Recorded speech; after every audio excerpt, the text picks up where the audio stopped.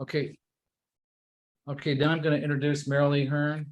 Marilee Hearn is a retired teacher in the San Francisco Unified School District.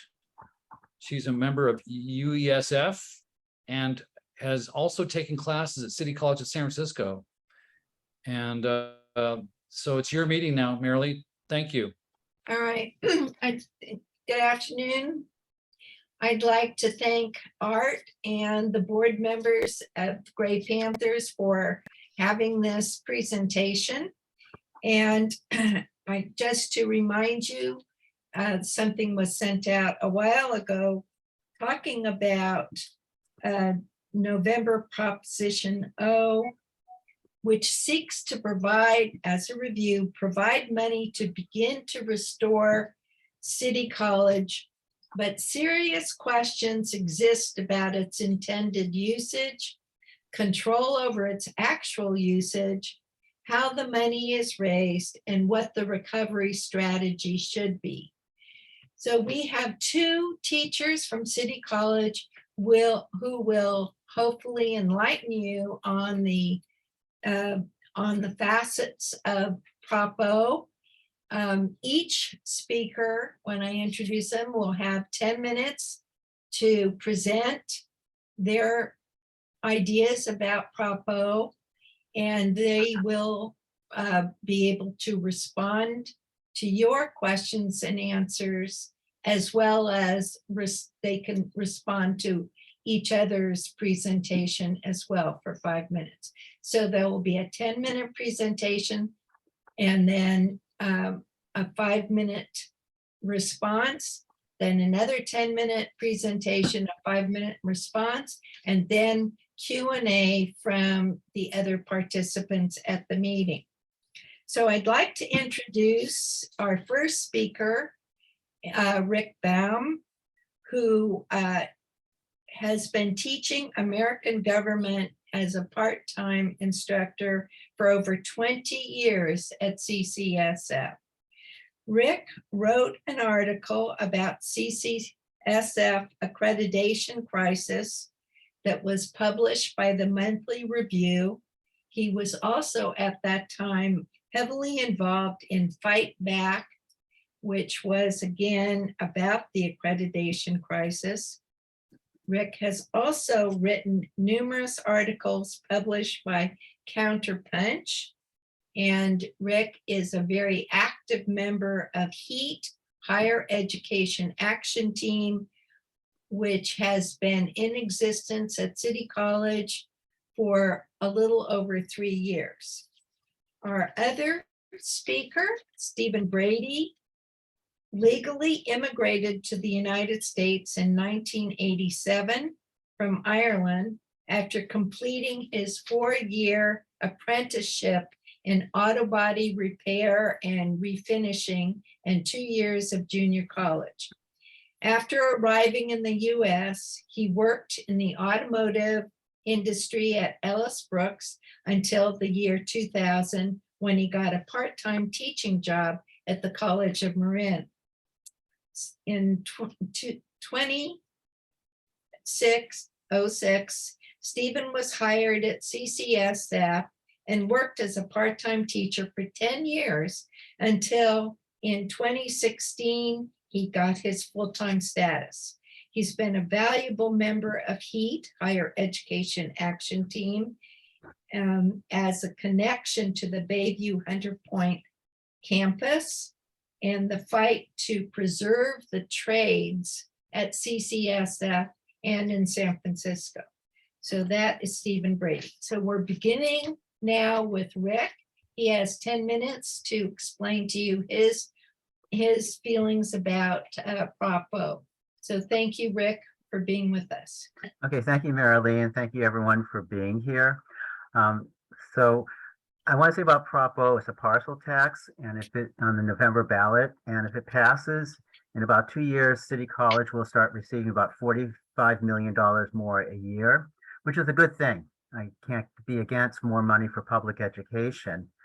I'm not going to be upset if it passes, but I'm very critical of it. Before I specifically criticize it, I'd like to provide a context. And the context is that It was proposed at a time when the state had a $97 billion surplus of taxpayers' money. Yet those who wrote Prop O, instead of demanding more money from the Democrats who dominate the state and who they continuously support, decided that they would seek to squeeze more money out of San Francisco residents instead. Key to raising money at any college is actually not getting taxpayer money, but increasing enrollment. Yet the measure does nothing to counter the ways the administration and board have sabotaged enrollment during the last 10 years by cutting classes, not fixing the user-unfriendly registration system, and not printing and widely distributing the schedule of classes. So enrollment has been way down for these reasons, and so the school has been getting less revenue. And this Prop O was being proposed at a time when the leaders of the teachers union at the college, AFT 2121, were putting forward an alternative budget that was ignored by the administration, in which, had it been adopted, no cuts would have to be made. And what happened instead is that the board and the administration went ahead with the cuts, which resulted in hundreds of fewer classes. Some 30 tenured full-time faculty were fired from their jobs, and were many staff members, and they joined the more than 400 part-time faculty who've lost their jobs in the last 3 years, driving away many more students that otherwise might be registering for the college. And at the same time, while my union was getting neglected by the administration, they decided to work with those responsible for all these unnecessary cuts to raise more money for the college. When Prop O was secretly written, we were not involved in any of this conditions. It allows for interference into the allocation of the money by the city government. I'll talk about that in a bit. It rigidly assigns the money of how it will be spent in terms of the specific uses rather than make it part of the college general fund. And worst of all, in my mind, is an incredibly regressive revenue measure. How it works is that it raises money by imposing a parcel tax of $75 per rental unit, $150 on houses, and on commercial property, it has depends on the size of the property. The maximum would be $4,000 a year for a building like the Transamerica building, or a building that's 1/7 its size. Under it, a homeowner of a 10,000 square foot mansion in Pacific Heights pays $150. While at the same time, someone who lives in a poor area of the city in a 1,000 square foot house pays the same amount. Multimillionaires like Pelosi and Feinstein will pay nothing under this measure because they exempt people who are 65 or older. The owner of the 1,000 square foot house pays 15 cents per square foot. The owners of the pyramid building pay less than 6/10 of 1 cent. That's less than a penny per square foot on the house. Now, the people who probably put this together were aware of an alternative way of financing this measure to raise the money, because just a few years ago, we passed Free City. Under it, the way money is raised is by a transfer tax on properties that sell for more than $5 million. So in other words, it's a tax on the rich, whereas this is a broad-based tax that hits everybody. Although it may not be seen as a large amount of money, it still should be unnecessary for the reasons that I've already mentioned. And that tax on the parcel tax for Free City raised about the same amount of money. So there was an alternative way of funding this. Another major problem with this measure is that the Board of Supervisors can request an explanation of how the money is being spent. And if they find the explanation to be inadequate, they can hold back the money from the college. So what that means for it to be inadequate is not clear. And the mayor can also ask questions and join the board in withholding the money from what I can read into it. They can also suspend the disbursement of the money when the city controller certifies that the college, quote, this is from the language of the measure, has failed to adopt audit recommendations made by the controller. In other words, the controller is going to see how the money is being spent. And if they make recommendations and the administration doesn't adhere to the recommendations, the money is withheld. So in other words, the money could be treated like a political football by the city government. And we have a mayor right now who's been hostile towards City College, and there's not a whole lot of support from the Board of Supervisors for the college. And yet this is what this measure does. And it's really bizarre to me because another parcel measure passed in 2012, Prop A, which raises $79 per parcel, has absolutely no interference from the city in the way it's written. So the question is, why should people of San Francisco be asked to pay a regressive tax when the state has this huge surplus? Again, it was $97 billion. I mean, that's just unbelievable amount of money. At the same time, the state should be taxing the rich more than they do now so that they can adequately fund public schools, which they aren't doing, in my mind. Those deciding on how to spend the Prop O money will likely be the same people who've been downsizing City College and depriving its mostly working class students of color of educational opportunities. I don't have any confidence in those people, and yet this suggests confidence in them to continue running the school.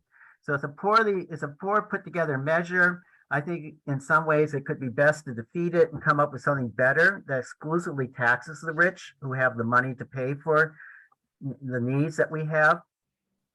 I would say for now, rather than put any effort into getting this measure passed, put it into electing the union-backed slate to the Board of Trustees. That could make a big difference. So I'm not against one effort, which is electing people like Anita Martinez and Vic Chung to the Board of Trustees. Hopefully they would do things differently and start forcing the administration to do what's right for the community and demand a much better measure. Also, for those of you in the Gray Panthers, there's no indication in the way this measure was written because of the way the money is going to be rigidly allocated to restore the older adults program that was decimated, reduced 95% in November of 2019, and it just won't be restored under this measure. Well, I guess I went too quickly in the way I spoke, so I hope I'm clear. I certainly hope that people ask questions, but I'm done with what I want to say for now. So thank you. Thank you very much, Rick. Yeah, I wonder if I can screen share a document that it's a summary of Prop O, which people can download if they want. But this is what it looks like.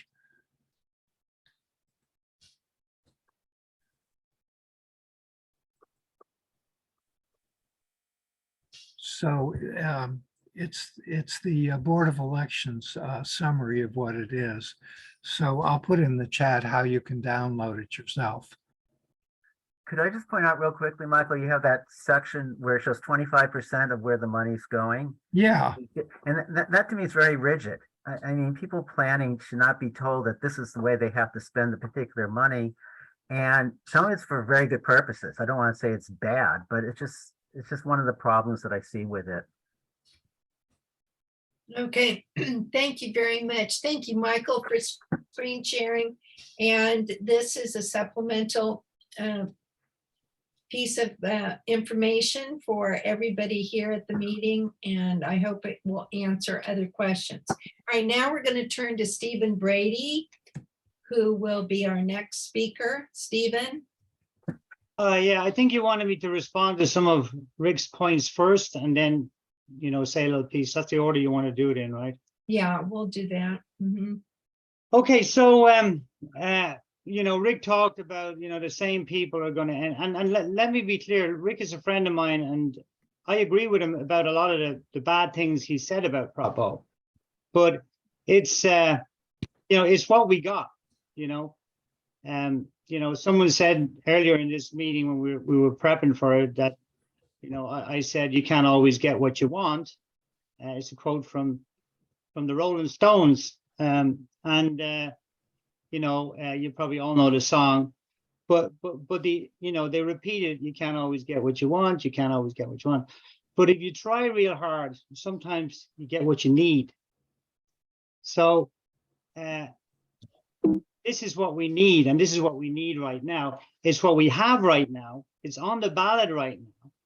I would love to, to Rick to sit down with a load of people and work out, a great ballot measure to go on the ballot. Rick has no plans for that. He has no plans for us to do that, or has no idea how we would get to that point. Sure, this ballot measure was put together behind closed doors, which, I've been at meetings, and I basically came in at the tail end of it was already written. But you have to remember that this is also a measure that both SEIU and our union has come together and agreed on, and agreed with unions from the city and the Democratic Party to put this forward. So it's very hard to get all those people on the same page and to agree. For if you've ever been in a meeting where, you know, where you have, you know, some people have some ideas, some people have other ideas. So Rick kind of contradicted himself. He was saying, oh, you know, but I really do want to endorse Vic and Tina Martinez, you know, but the point is, if we can get this ballot measure, we will have them overseeing this and making sure the money is spent where it's supposed to be spent. So it's a two-pronged measure from our union and with SEIU to kind of make this this a workable situation and make sure that the money is spent where it's supposed to be spent. So if that happens, that will free up money from our general fund, which can then be purposed towards community type classes for older adults, non-credit type classes that have been denied and taken away from people like the Grey Panthers and myself. I'll be retiring in the next few years. I would love to be going back to City College to take more classes. So anyway, I'm just getting a little note there to say that it's almost 5 minutes on this, but yeah. So the point is, we can go ahead and use this this money for the purpose specified, and then have it overseen, hopefully by community college friendly folks. Okay, so that's just my return to what Rick said. Now on the ballot measure, and you know, as I've said, so start me off on my 10 minutes there. I won't take 10 minutes, you know. So there's 4 different areas of that they want to spend the money on. And part of this is, you know, if you write a ballot measure, you've got to have good reasons for asking for the money. So these 4 areas, and Michael has facilitated by providing those to you, but there's 25% for services and programs that support student enrollment, basic needs, retention, and job placement. I mean, right there we have maybe money to get a proper class schedule together again. There's also programs that support academic success. I mean, we're all in favor of that, right? And leadership development of historically underrepresented students. So that would be minorities, workforce development programs, which will really help out. We've got a city with a huge labor shortage, especially in the trades. I mean, people are crying out for tradespeople. Rick said, "Oh, why should we be educating?" In one of his writings, industry should be paying for the education of people in the workforce.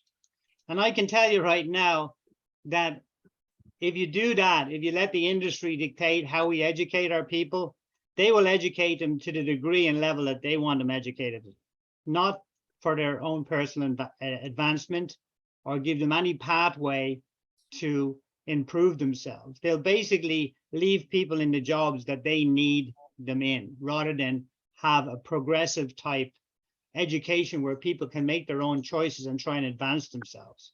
One of the beauties of community college, and I'm a perfect example of it, is that I was able to take night classes and I could pace how I wanted to do my learning while I worked and raised a family. Sacramento doesn't want a kind of student like me. They want everybody in their little box of how they want it to go. And don't get it wrong here, our fight isn't with local politicians and with the folks that they stick at the top of our board and our chancellor. He's just a puppet from Sacramento. They're the people pulling the strings here. So we need to fight back and say, hold on a second. We want a community college. We don't want a junior college. We want a college that educates everybody. And anyone who wants to do anything at any age, if they want to become an artist or a writer, they can go back and do that on their own time, on their own schedule. Well, what's the big play then? Well, the big play is the real estate. They want the real estate. They want to shut us down, make us a junior college, keep Ocean over, maybe keep Evans open where I worked, to throw a few trade jobs in there, because people complain about how they can't get people to do their plumbing and their electrical or fix their car. But the big play here is the real estate. John Adams campus, which I used to live beside, is a whole city block. That's $1 billion development for real estate, for politicians and the cronies. And look around the city. Mary Lee and myself worked very, very hard to try and keep Fort Mason open. They were actually, the state was actually paying the lease on that. There was no reason to close it. You know, absolutely no reason to close that down.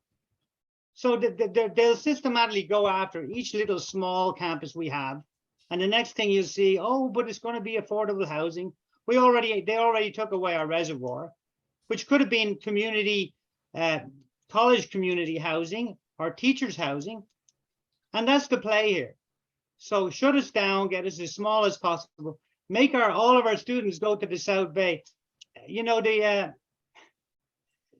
we go on about City College and its free city, which I actually don't like free city, because I believe that students should be a little bit invested in their education. And if they have to pay a small amount of money, that's fine. But in the South Bay, they're going to have free community college. A lot of our school district actually send our students down south to the community colleges down there. They actually have programs and partnerships with them to do that. And they're literally helping to downsize the college. So on another few little points, my question would be, what happens if Prop O doesn't pass? And what happens if Tina Martinez and Vic and the other lady aren't elected? What are we going to do then? Basically, if we elect them and they don't have the money, there's not a lot they can do, because they're going to come up against the same rhetoric that comes up with the budget, the fuzzy numbers. They're going to get all that. But now, with this measure, we can actually turn around and have a positive cash flow to make a difference. And as I say, that will free up money in the general fund. With regard to voters and votership, this isn't going to cost most Grey Panthers a dime, because anyone over 65 doesn't have to pay it. Or their landlord might have to pay it, but he can't pass that on to you. And I've heard that in meetings, that there's no way that anyone over 65 will have to pay unless they want to. If I was a senior, I would pay it. I'm going to have to pay it anyway. But I support City College, and you guys do too. And you should be quite happy to pay it. Say, you know what, I'm not going to fill out the form. I want to pay the $150. $150 is a night out with my partner.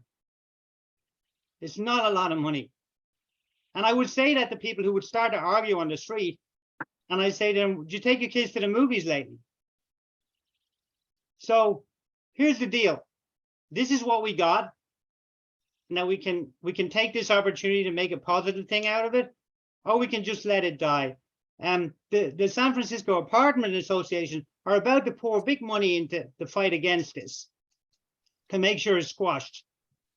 Because those guys, they don't care about community college. They might care that they rent a lot of apartments to students. You know, they might maybe lose on that end of it. I know that small property owners and small landlords would be in favor, because they live in the city and their tenants and neighbors benefit from it, and they benefit from it. So that's about all I have to say, and I'll take questions, but Rick would probably want to respond to some of the stuff I have said.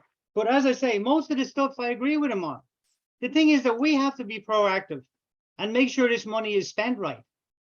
We need to get in and make sure we're on the oversight board and make sure the money gets spent the way we have allocated it. And then that will give us the power to really make this a positive thing. So I would really hope that you guys will agree with what I've said. And even though you may go to the ballot box holding your nose, and this is the best option for you. I have a friend, and he says, you know, the way I vote, Stephen, he says, I say, well, what's going to cost me? I go down the ballot. That'll cost me. No, that'll cost me. No. Oh, that's free. Yes, yes, yes.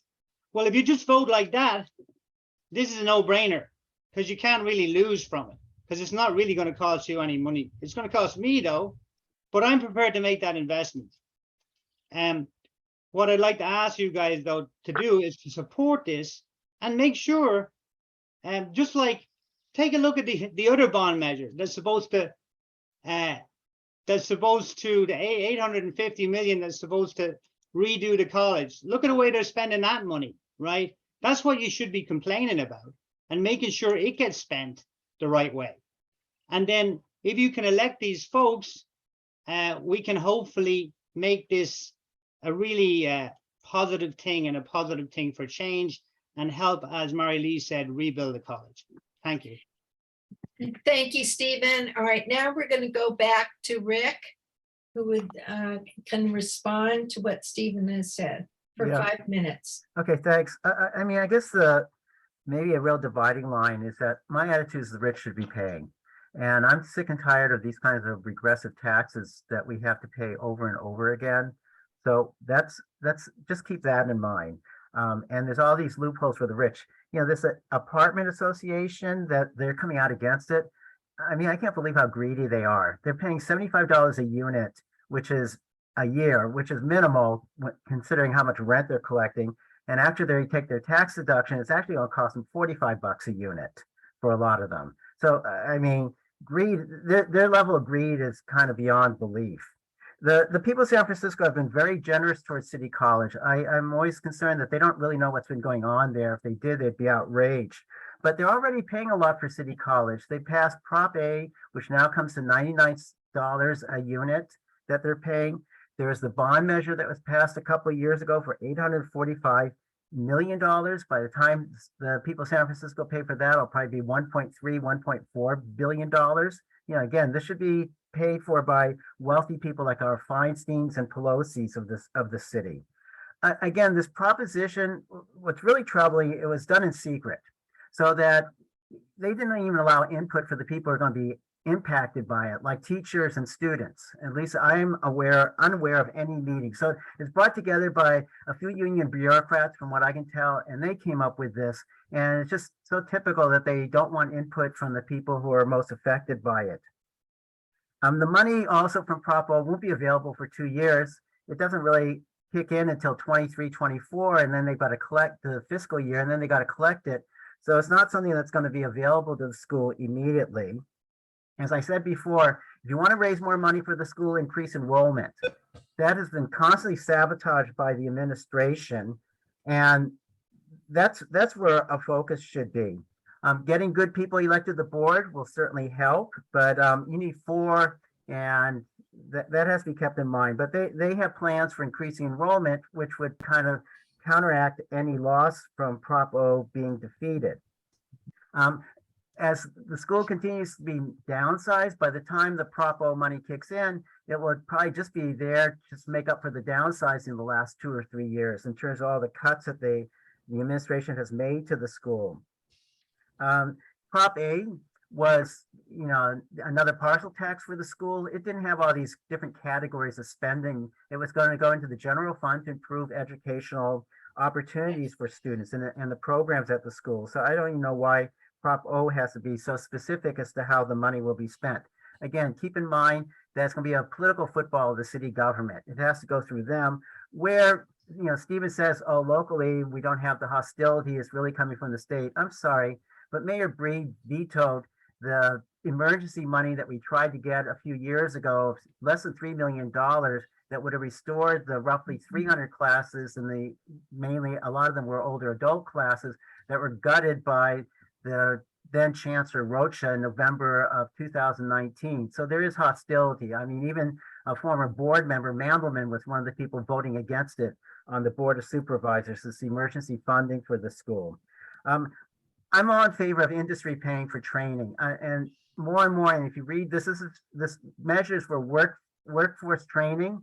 And, that's a good thing. If people want to take classes for training, that's good. But again, it's a corporate subsidy. Why should we be subsidizing corporations to pay for these things? And I find that problematic about it. And so those are just some of the things that Stephen has said.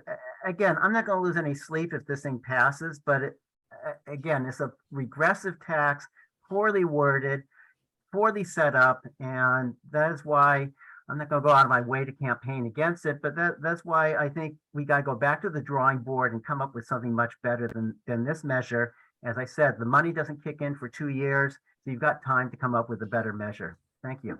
All right, thank you, Rick.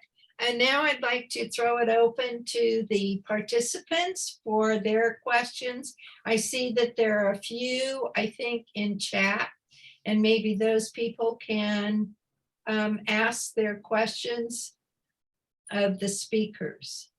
So if anybody who has put a question in the chat wants to ask it themselves, they can go ahead. The first person who had a question was Karen. Karen, do you want to ask your question orally, or should I read it for you? You unmute yourself right now to answer. I'm going to read Karen's question unless I All hear from. right, thank you. And that question is, say this proposition fails, Prop O, how is City College impacted? Should I respond? Answer it? Sure. No, it clearly would be less revenue for the college, but it's not clear how this revenue would be used. And I said there's alternatives: increasing enrollment, or go after the Democrats that dominate the state government and get them to cough up more money for public education. So there's alternatives to raising money as opposed to squeezing more money out of people who live in San Francisco. So it could hurt. It could be a setback, but it's, they keep on. Again, I want to emphasize the union came up with an alternative budget. They said there's more than enough money in the budget so that they would not have to make any cuts for this year. And yet the administration went ahead and made the cuts. They didn't dispute anything that the union was saying. And this is what we keep on getting out of this administration. We keep on getting jerked around by claims about budget deficits, and then they use that to justify more cuts. So I think, again, you've got, so it means less money, but again, you got 2 years to come up with an alternative to this rotten measure, which is what Prop O is, as far as I'm concerned. All right, thank you, Rick. Can I jump Stephen, in do you there? want to say Yeah. anything? Yeah, basically, I think it's curtains. If this fails and this push fails, might as well hang up your hat. It's all over. They're going to continue to cut. Sacramento is going to look at this as a message from the citizens of San Francisco to say they're not really interested in City College. They won't even spend $150 to keep it open. That's the way I look at it. It's all over. We'll be down to like less than 10,000 students, and they're not going to care about older adult classes or any kind of community class. We're going to be a junior college. That's what's going to happen. And a lot of the faculty and the people that have fought for this are just going to say, hey, you know what? We gave it our best shot. Let's move on, find something else. Maybe we can teach somewhere else where they want to actually educate people. And I really think that this is going to be devastating. And the point is, Rick he's talking about this 2-year thing. The point is, if we know the money is on the way, you've got a huge argument then against additional cuts and against, them downsizing the college more. You can say, oh, look, you're doing exactly what we said. You're going to continue to do this, even though we've already got funding for this. It's going to be very, very difficult for them to continue the way they've been going, especially if we have a new board in November on top of that. I would say the chancellor will be on his last. Those people will come in, they'll want him out, and we want to get somebody more friendly into place. But go the other way, and I really think it's curtains. All right, thank you, Stephen. All right, do we have anybody else who'd like to ask a question?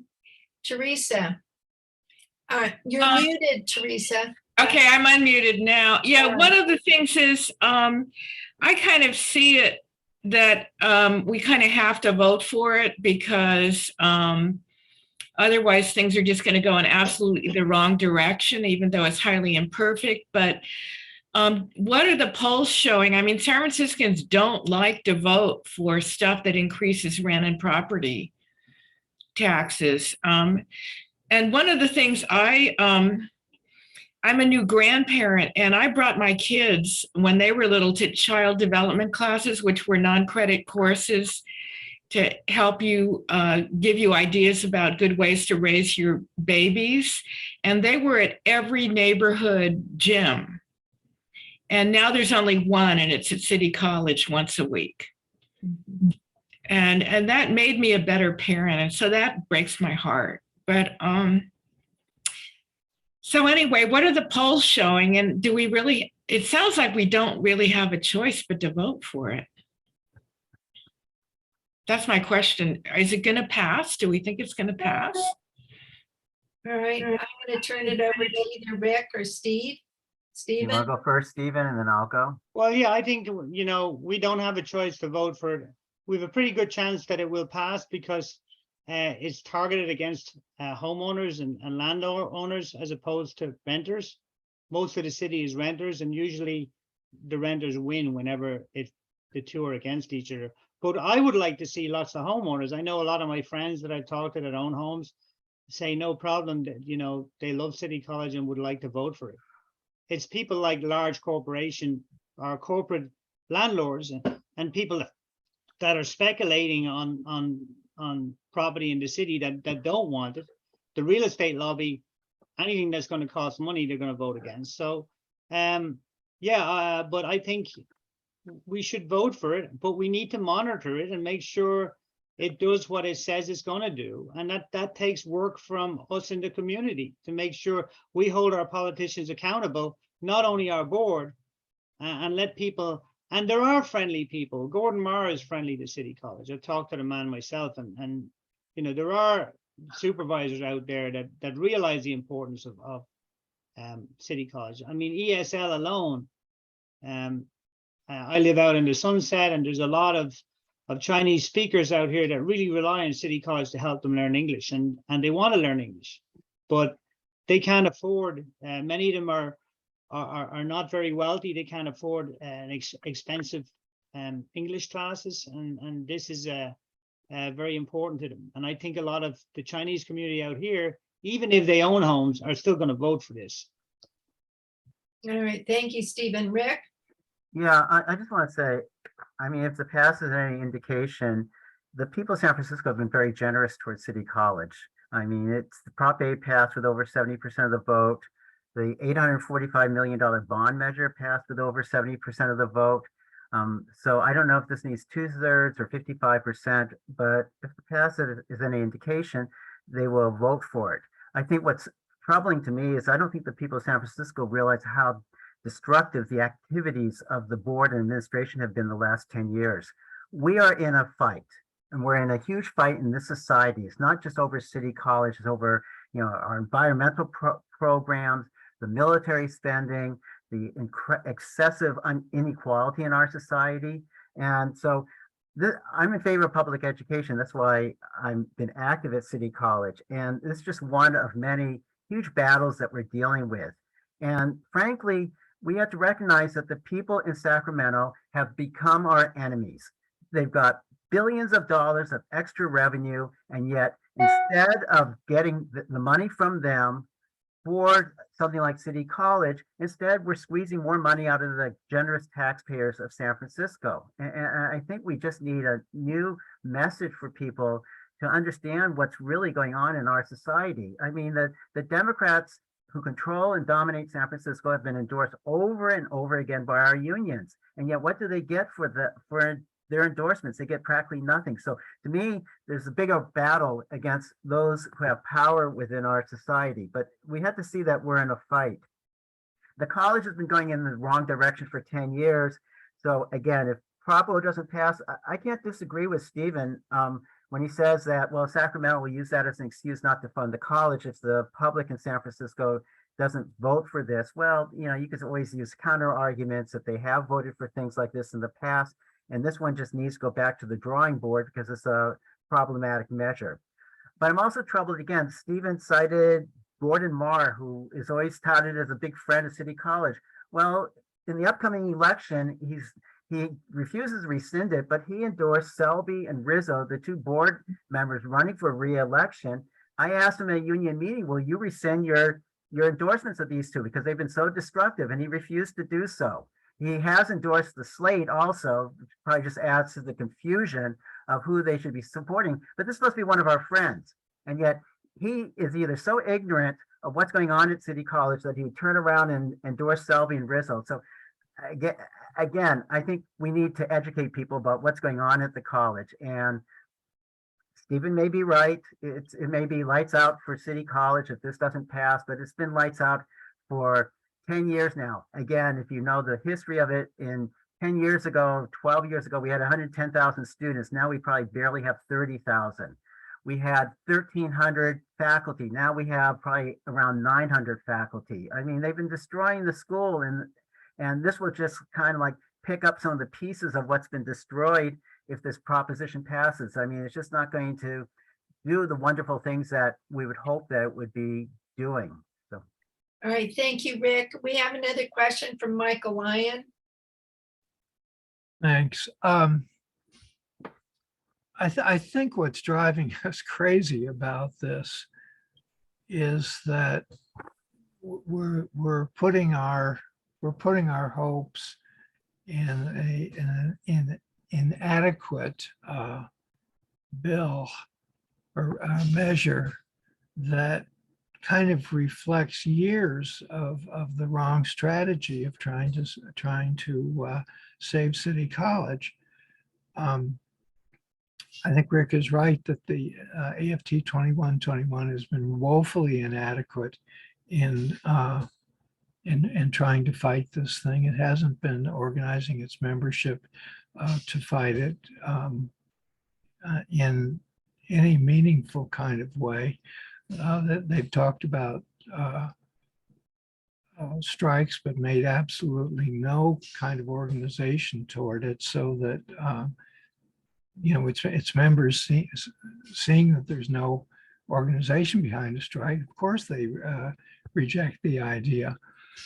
And now what's behind Prop O is a coalition between the unions at City College and the administration of City College, which has just been cutting and cutting and cutting for years, and now has just approved a budget for next year, in spite of the cooperation between AFT and the administration. The administration now has passed a budget for next year, which is going to have even more faculty cuts. So I think that this strategy of trying to cooperate between us and the administration of City College is a loser, and we really have to go on the offensive, and we have to engage the people of San Francisco to fight this too. Thank you. All right, thank you, Michael. Art has his hand up. Just a Marilee, second. I'm sorry to be rude. I have to go because I have. Okay. To speak. So Thank you so very yeah, much, Rick, for your you. participation. Okay. I Thanks, really Rick. appreciate it. Thank you. Thank you.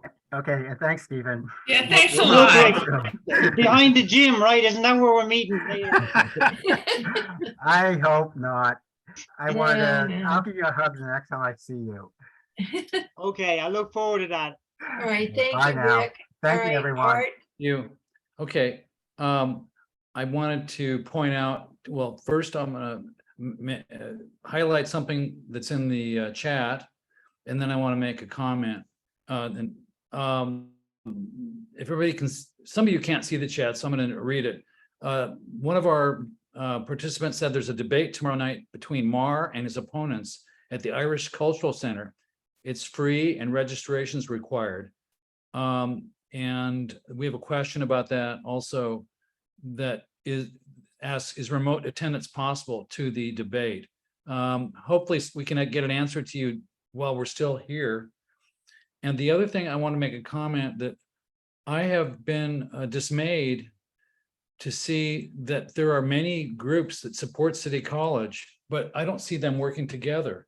And I think it's important, you know, for progressives who care about a common good institution like City College to figure out a strategy that unites people who are on the same side and doesn't divide us, because we're up against some very powerful interests locally and nationally. And the more we can unite, you know, the labor movement understands this, you know, if you're divided, you're weaker. So I think these distinctions between people in the same coalition point out the contradictions and the weaknesses of progressives. If we can't figure out how to work together for the things we care about, we're going to be much easier to defeat. And that I just hope that that changes, that we can make strategic decisions without selling out, which is a tough line to walk, I guess. That's it for me. All right, thank you. Our Matt has his hand up. Matt. Hi, I'm concerned about making the perfect the enemy of the good. I mean, the argument put forward that we should vote against this because then we have a couple of years to, you know, do something right and, you know, charge the wealthy enough. It seems to me that if we vote for it, if it's passed, we still have that 2-year horizon. Is there any reason that we couldn't then improve it and make more people, wealthier people, pay? It seems to me that there's no reason that that couldn't be the case. I mean, that argument of the 2 years works both ways, and I think it's correct that it would have the right message go to Sacramento. But Stephen, is there any reason that couldn't be done? I totally agree with you. I mean, this is just a starting point. You know, as Mary Lee said in the beginning, this is a beginning point to bring the college back. But if we, the people of San Francisco, let the corporations know this is what we want, then they're going to jump on the bandwagon too and say, hey, you know, this is good PR for us to back this. But if it's a complete loser and they see a big win from being able to gobble up some of the real estate, this is public lands now we're talking about. We're going to end up like the Ohlone. They'll be going, oh, we've just built this beautiful apartment building. Let's thank the people of San Francisco and also City College for donating it to us, because we've got a nice big apartment here now. You know, or an office block or an office building. So, you know, that's what happens. I mean, but I think you're right. This should be just a starting point, but it's going to send a real message, I think, and let people know, yeah, the people of San Francisco are awake and we can see what's going on. And if I could And comment what that Michael said earlier, just wanted to respond to, sure, you know, divide and conquer. The Brits used it all over the world to conquer people. Get the natives fighting together, and then that's less people we have to fight, right?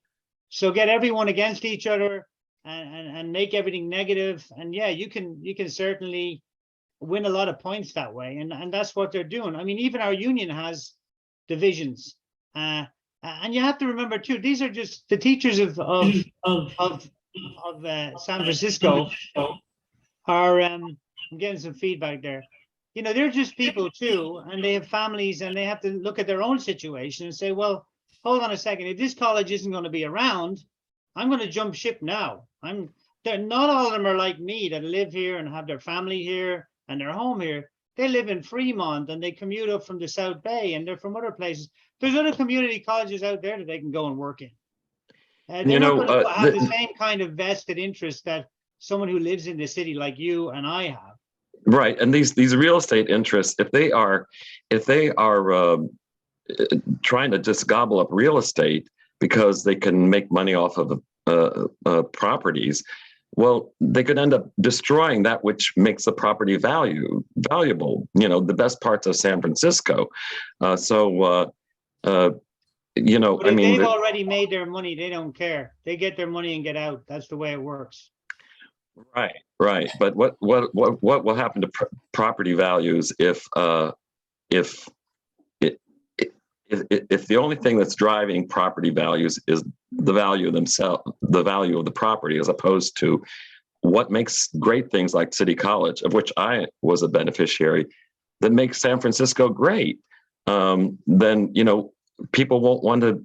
It's one of the reasons that people want to live here, and that property values are high because of the great things that we have to offer. I agree, but if you're a short-term gain person that just wants to make the next book or what's the next best deal, it's a short-term gain for you. Right. And if you're So- not vested in the city, you know. So it's that's not- where the voters come in to set that right, straight. right. All right, thank you. Art, I need to ask you, do we have time for one more question?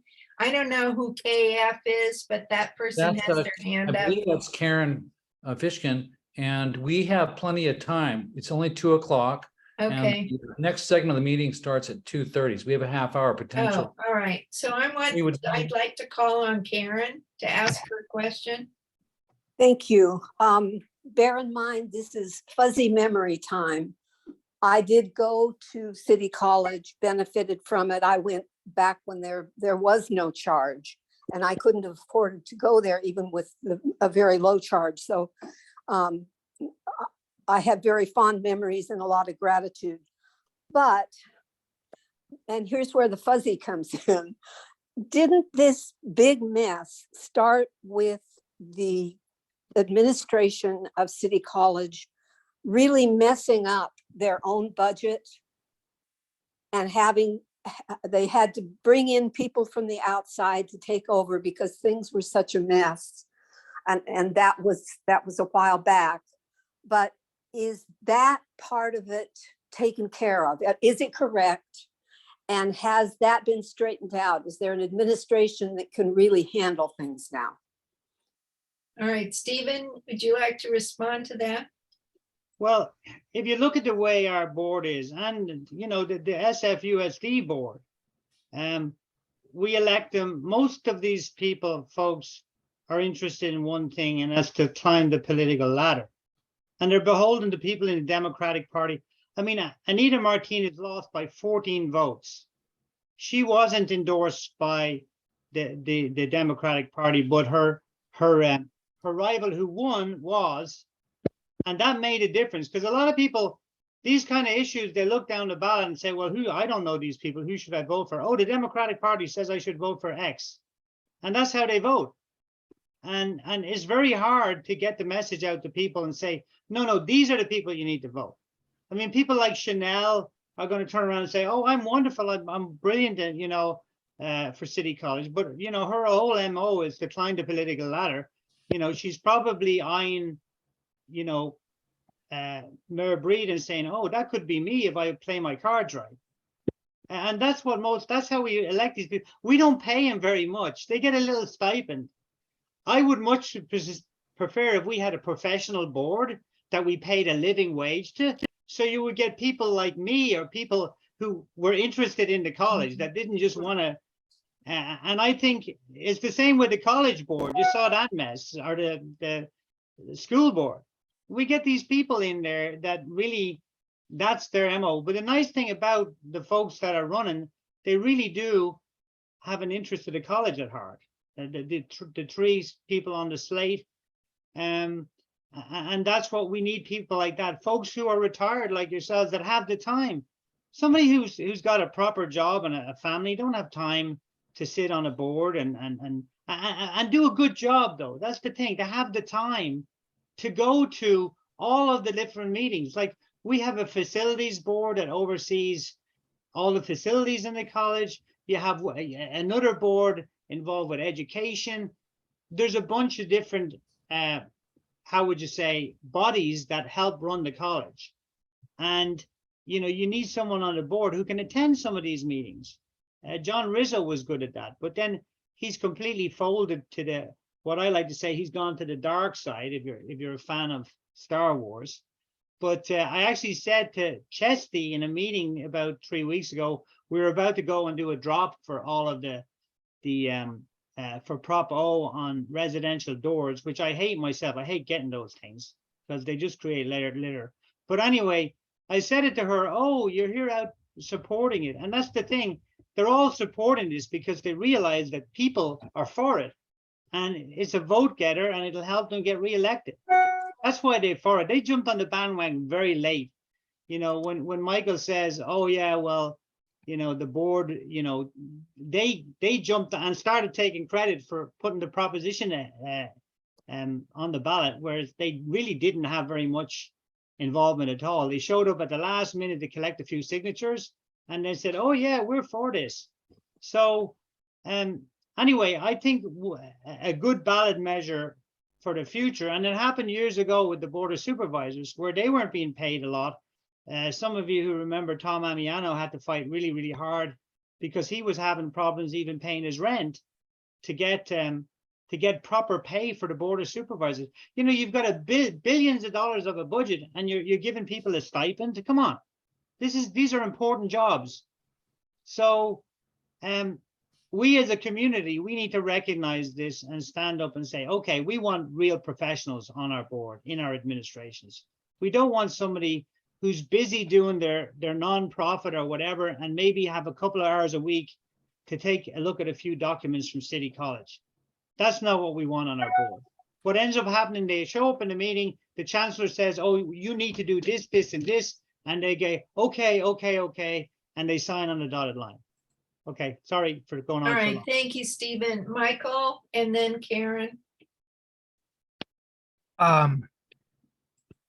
Well, Karen had asked whether the administration of City College was ready to be able to take this additional money that they'd be getting. Is that your question, Karen?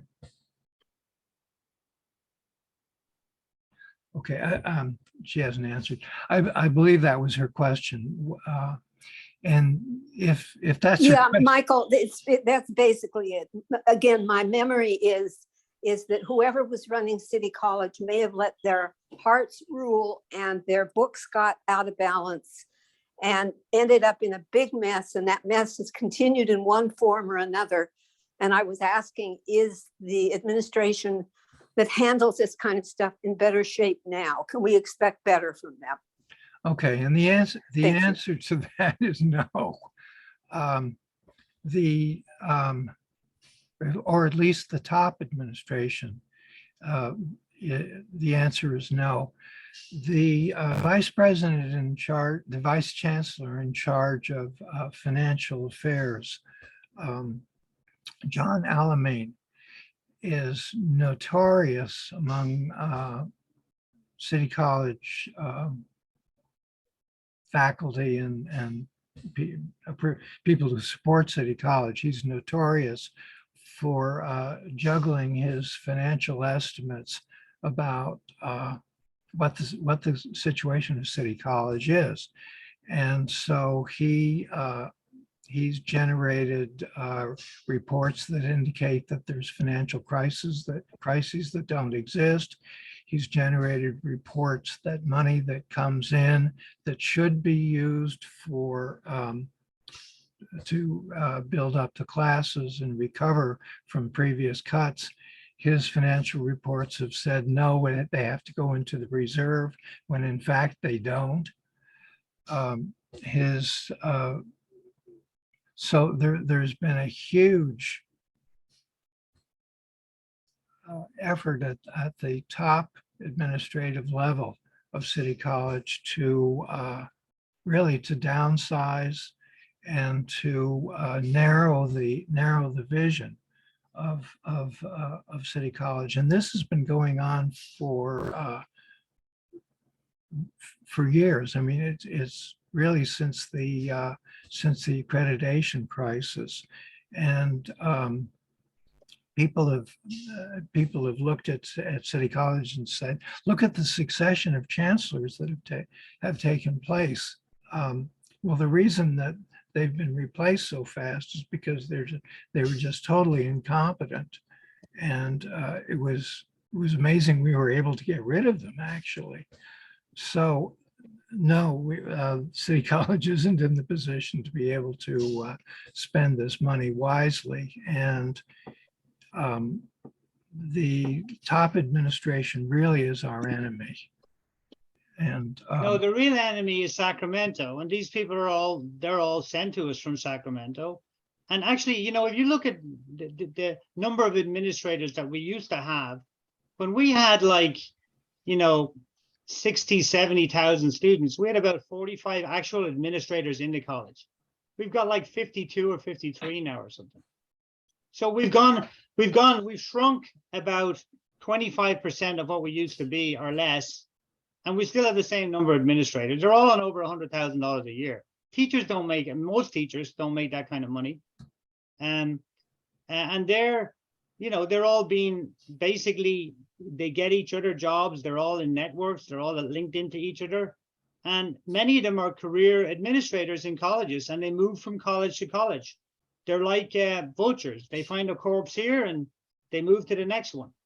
When they're finished, when they've got their fill and they see no more advancement path for themselves. Now, they're not all like that. And in fairness, there are some good ones, but there's a lot of bad ones, and they want to line their own pockets and don't really care about the college that they're in, you know. well, it's certainly true that there is both a state and a national agenda to try to convert, to downsize to your colleges and to narrow them and make them junior colleges instead of community colleges. So yes, that's true. There is that. And the there is reason for that, there Michael, is- you know what the reason is? Because then you can sell education and you can make money on it, and you can put people into debt and make them take out loans to go and get educated. Mhm. And that's part of the goal too. There's money to be made on that end. When you take out a student loan, it's not like a home loan or a car that you can turn back in. You can sell the house, so you can sell the car. You can't sell your student loan. You can't say, here, take my education back. So you indenture people. It's like a second form of slavery. Community college isn't about that. It's about educating young people and at a cost that they can afford, or at least something that they can borrow a decent amount of money to cover themselves. Really quickly, what Stephen's referring to is the statewide agenda of turning community colleges into junior colleges and upping the requirements so fewer poorly educated people can get into it. This is all an agenda of the Lumina Foundation, a very powerful foundation, which is funded by the student debt, the companies that provide student debts. In other words, they want to promote student debts. I've talked enough, sorry. All right, thank you, Michael. I thought I saw another hand. Oh, Art. Yeah, what Michael just said is very interesting, because I was about to ask Stephen if, and it did remind me of I'd forgotten the name of the study that Michael just mentioned, the Lumina study, and somewhere I have a link to that, but I think it might be very helpful for Michael or I to find that, or maybe Stephen, you can lay your hands on it and put it in the Well, chat. you know, Madeline Muller, who's in Heat, has written extensively on this. And what I would say is if maybe Michael could get hold of the article and pass it on to your members. But it's a very enlightening article, and it kind of opened my eyes about the whole thing and put a completely different slant on it for me. So there's a couple of different baskets of cash there. So the real estate is one, but the student loan is another thing, another reason that we're being downsized, and we're being downsized by the top. And let me just say another thing. I've taught in the College of Marin. That's a direct aid college. And I actually taken a swimming class right now up there. And they have a beautiful pool. They get 2% of the county revenue every year, the community college does. They've got about 10,000 students, beautiful modern campus. But it's paid for, they get 2% of whatever the county takes. So they have a nice budget that's not dependent on Sacramento.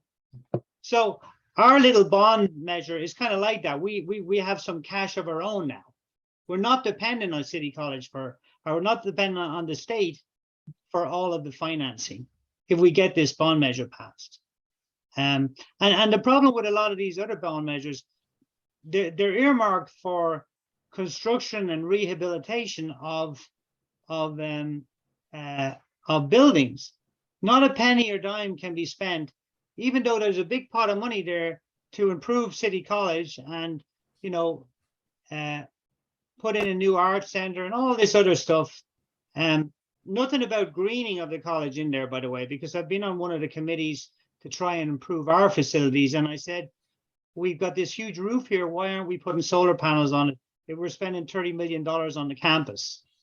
And the amount of waste that's happening on it's just unbelievable how they're planning to spend the money and basically ripping off us. So my question would be, if the college does fail, can I have my 850 million back, please? Because if it's not going to be spent, we want it back. We don't want to just say, oh, you can still have that, because Ocean Campus and maybe, well, they're going to keep Mission because they've got a 100-year lease on it. So, you know, my general point is that, you know, you just have to be, we have to be proactive as a community to make sure that they don't take it away. And there is another way, you know, like a direct aid college like that to have funding. Now, where is all of our taxes going? For homelessness and drug rehabilitation and a lot of the time, nonprofits. So if you're a nonprofit, what does that mean? It means basically you don't make a profit. So what do you do with extra money? You increase salaries. A lot of these folks that run nonprofits, they're all buddy with politicians, right? So that's the crisis we're in. Unfortunately, a lot of the money that should be going towards education is getting sifted away to other areas of need. Thank you, Stephen. All right, it's Teresa and then Art. Teresa, you're muted. Yeah, I'm just curious. I live across the street from the John Adams campus. And they've changed a lot there. They're using this big section to train firefighters now instead of as a campus. And do you know what's going on? Is there any plan to sell John Adams? Or, I mean, that is the, you know, it's a vocational campus. It's where people go for ESL and work nursing and yeah, there's a lot of good programs there. Yeah. Yeah. But it's also a very valuable piece of real estate. Yeah. And but there's no moves to shut it down so far. I Right? talked to Tia Selby about this, and she said, "Oh no, they would never do that." Uh-huh. But in my mind, there's a whole city block. The whole city block. It could be Right. $1 billion housing project. That's the way I Right. look at it. Yeah. The reason the firefighters are there is because they used to be at the airport and they shut that down. Now, we had a lease at the airport for $1 a year that was put in place years ago when people realized that, you know, we need to train people on how to fix airplanes. And basically the administration dropped the ball on that, and instead of getting the lease renewed, they lost it. They lost the lease. And then, you know, United and all of these other folks want the space. I don't know if they've actually done anything with it, but we got kicked out in the middle of a pandemic. You know, everybody else had a moratorium on evictions, and I said this in a meeting, and I got a whole bunch of calls from the airport saying, no, we're not evicting City College, you know. And I said, well, you know, it's a moratorium and we're being evicted. Oh, no, you can't say that. I said, well, I just said it. It's true. You couldn't wait till after the pandemic till we kind of figured this out, and maybe, but they dropped the ball, and I think it was done on purpose. So a playground for the child development classes has been turned into a training house for firefighters. Yeah, because they used to be at the airport. They had to move them somewhere, right? Yeah. So yeah, there's all that, you know, all that community stuff is going away. It's going to go away because they don't want to fund it from. I mean, we had great hope that Joe Biden was going to push this free community college thing, and it never happened. Yeah. It was part of the whole Build Back Better bill and all that, and we lost that. They lost that fight. Obviously, the Democrats, a lot of them didn't want it. They didn't want that. Not everybody, a lot of people look on a community college as providing a lot of classes that aren't really necessary. They don't see the importance of lifelong education. And I think that's a battle that the Grey Panthers have. And, I'm starting to go gray myself, so I might be joining you guys soon. But the point is that they just want to fund the minimum. And they want to say, yeah, we're providing equity. We help minorities get an education, but if people can afford an education, maybe we shouldn't fund that. And then it all comes down to what's afford a monthly payment. All right, thank you, Stephen. Art, and then Michael. Yeah, first I want to do an apology. When I raised my hand, Ellen R had raised her hand before me, and I should have said, excuse me, Ellen, I just want to make one quick point, and I didn't say that. And she left. She might have been upset about not being given her chance to speak. And she really cares about that airline training center, because we have a mutual friend who passed away, who was an airline mechanic, and Ellen put a lot of time and energy into City College, and she cares a lot about the whole issue and has been pretty involved, I think. The other thing I want to say is that I posted the information about the debate. First, I didn't see the location. Now I do. So it's at the Irish Cultural Center.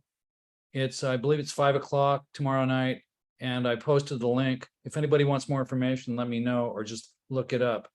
And we have about 9 minutes left before the next part of the meeting starts. I know Michael had his hand raised, so it's okay. I just want to say we're going to end by 2:29, so we can go to that next phase. And I hope everybody stays for our membership meeting, because we have a special agenda tonight on that, and we want your input. Okay, that's all I have to say right All now. right, thank you, Art. Michael, Lyon.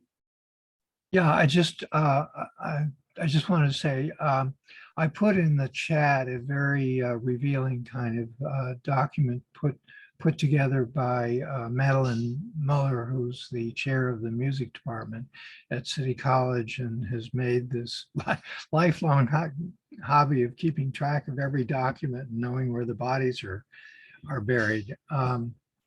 And it talks about basically manipulation of financial data by the top administrators of the college.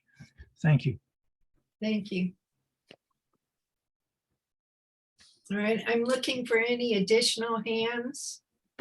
Let's Art, check. do you see any? No, and we can check the chat to see if there's any. There was there were some comments made by someone who couldn't voice them, and I can try to tell you what they are. Okay, Let's see. One is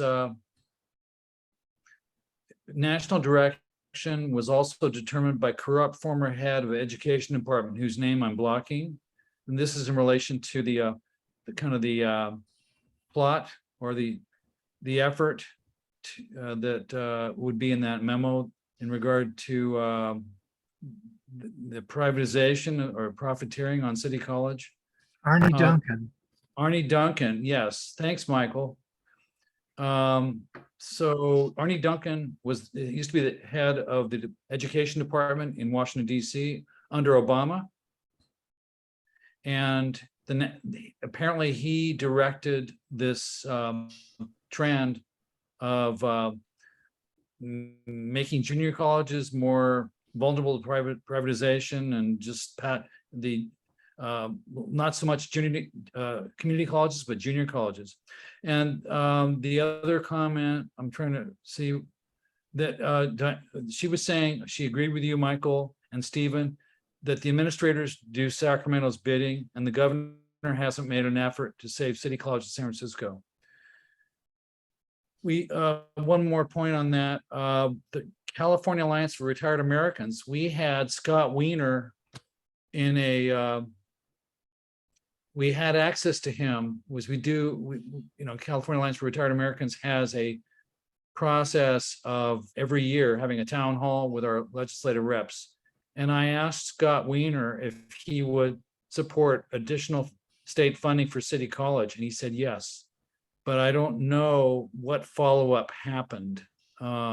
So sometimes, when you have access to a legislator that many lobbyists pay lots of money for, you got to really make sure you take full advantage of it. So I assume that Scott Wiener would be a man of his word. If we approached him, and I can find that on the record, we could use that to say, hey, you said you would make sure City College gets, or the state college system gets funding. What have you done and what can you do? All right, thank you, Art. And we have about 5 minutes left till the next meeting. I want to thank Marilee and the speakers, Stephen Brady and Michael, the other. Rick Baum. Rick Baum, for talking to us today to elucidate and inform us about what Prop O is all about. I think we're going to leave here much better informed and able to make a decision. And so I really appreciate this forum. Thank you, Michael Lyon, for organizing it.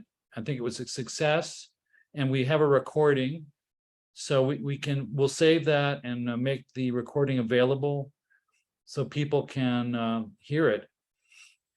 And please do stick around for the exciting conclusion of our program at 2:30.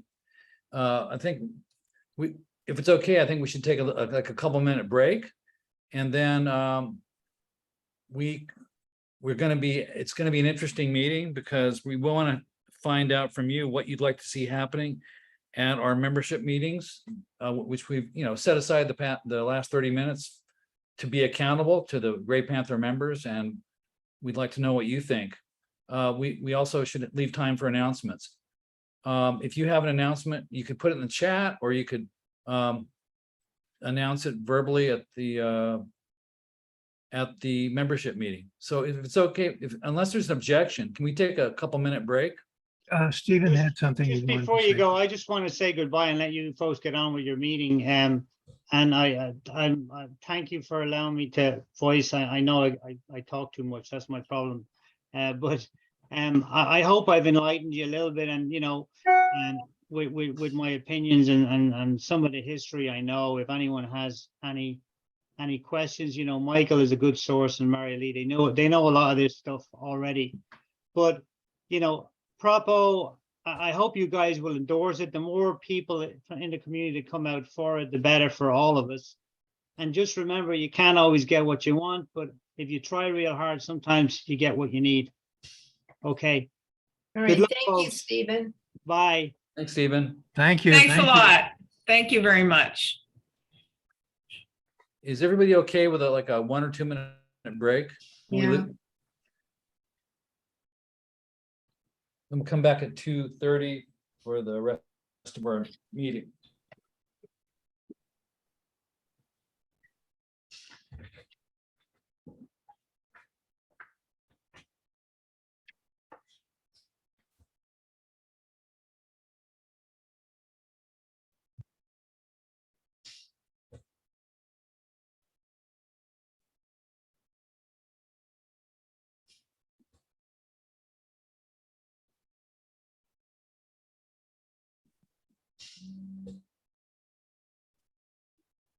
I'm going to pause the recording.